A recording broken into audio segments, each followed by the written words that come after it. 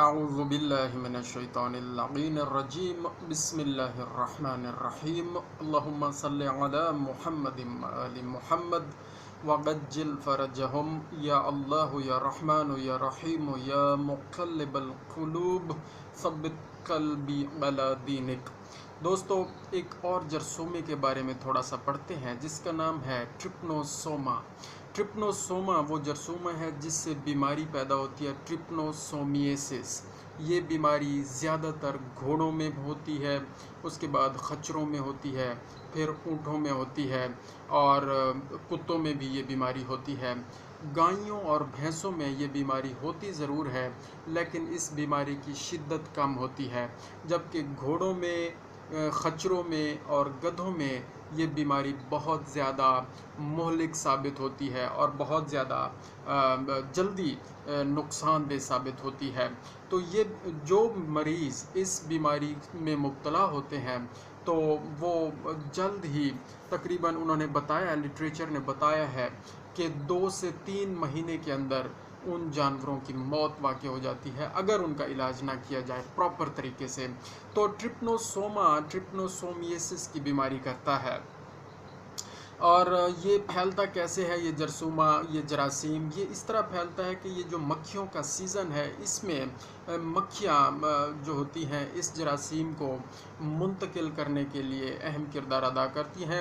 یہ جراثیم ان مکھیوں کے اندر گرو نہیں کرتا، لیکن یہ مکھیاں ایک جگہ سے اس جراثیم کو پک کر کے دوسری جگہ، یا ایک جانور سے پک کر کے دوسرے جانور کو لگانے میں، ٹرانسفر کرنے میں اہم کردار ادا کرتی ہیں۔ مکھیوں کے نام بھی موجود ہیں، سٹوماکس ہے، ٹوبینس ہے، یہ مکھیوں کے نام ہیں۔ تو ہمیں کرنا یہ چاہیے کہ فلائی ریپیلنٹس کا استعمال مکھیوں کے موسم میں، گرمیوں کی ابتدا میں یہ بہت زیادہ مسئلہ ہے، آج کل بہت زیادہ مسئلہ ہے مکھیوں کا، تو فلائی ریپیلنٹس کا استعمال بہت ضروری ہے۔ اور جہاں پہ مکھیاں گرو کرتی ہیں، مثال جہاں پہ انڈے دیتی ہیں تو وہاں پہ سپرے کر دینا چاہیے، اور کوشش کریں جہاں پہ کوئی کھڑا پانی ہے تو وہاں پہ مٹی کے تیل کا چھڑکاؤ کر دیا کریں۔ اس سے اور بھی بہت سارے جو حشرات ہیں، مثلا مچھر ہیں، ان کا بھی کنٹرول ہو جاتا ہے۔ بہرحال وہ ایک ضمنی سی بات ہے۔ تو اس بیماری کی علامات کیا ہیں؟ گھوڑوں میں، گدھوں میں، خچروں میں تقریباً ملتی جلتی علامات ہیں، اور باقی جانوروں میں بھی، اونٹوں میں اور گائے بھینسوں میں بھی ملتی جلتی علامات ہیں، لیکن شدت کا تھوڑا سا فرق ہو جاتا ہے۔ گھوڑوں اور گدھوں اور خچروں میں شدت بہت زیادہ ہوتی ہے، تو ٹیمپریچر سب سے پہلے بڑھ جاتا ہے جانور کا 104 سے 106 ڈگری فارنہائٹ تک ٹیمپریچر چلا جاتا ہے جو گھوڑا، خچر یا گدھا اس بیماری میں مبتلا ہوتا ہے۔ اور یہ بخار پھر وقفوں سے آتا ہے، بخار آتا ہے، اتر جاتا ہے، اور پھر بعد میں دوبارہ مزید شدت کے ساتھ آتا ہے۔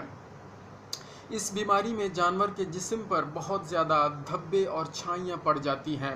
تو جب بھی آپ دیکھیں کہ اگر گھوڑے، گدھے اور خچر ہیں، 104 سے ٹیمپریچر کراس کر رہا ہے اور جسم پر دھبے بھی نظر آ رہے ہیں، تو آپ کا دھیان اس ٹرپنوسومیسس بیماری کی طرف جانا چاہیے۔ اور اس میں کیا ہوتا ہے کہ آنکھوں کی جھلی کے اندر سرخ دھبے نظر آتے ہیں، خون کے دھبے نظر آتے ہیں ان جانوروں کی آنکھوں کی جھلی کے اندر، اور پھر وہ تھوڑے سے وقت گزرنے کے بعد، 1-2 دن کے بعد، وہ دھبے زرد پڑ جاتے ہیں اور پوری جھلی زرد پڑ جاتی ہے، اور ایسے جانوروں میں خون کی بہت زیادہ شدید کمی واقع ہو جاتی ہے، انیمیا ہو جاتا ہے، اور اگر پراپر علاج نہ کیا جائے تو پھر کیا ہوتا ہے، پہلے فالج ہوتا ہے اس جانور کو، اور پھر موت کی طرف جانور چلا جاتا ہے۔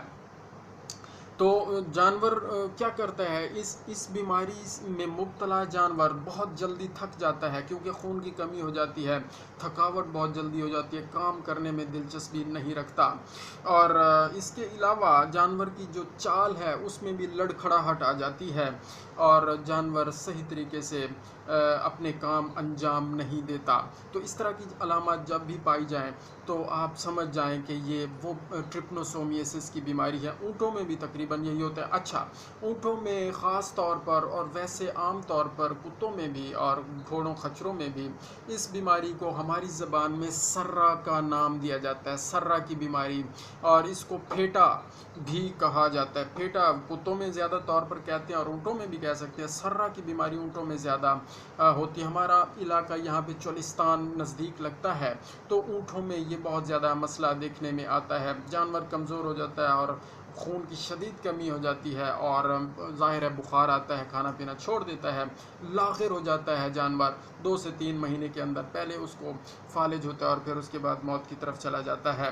कुत्तों में भी तकरीबन सेम अलामात हैं, खून की कमी, भूख का कम लगना, बुखार का बार बार आना उतर जाना, और इसी तरह फिर फालिज, और फिर आखिरी उस स्टेज की तरफ चला जाता है।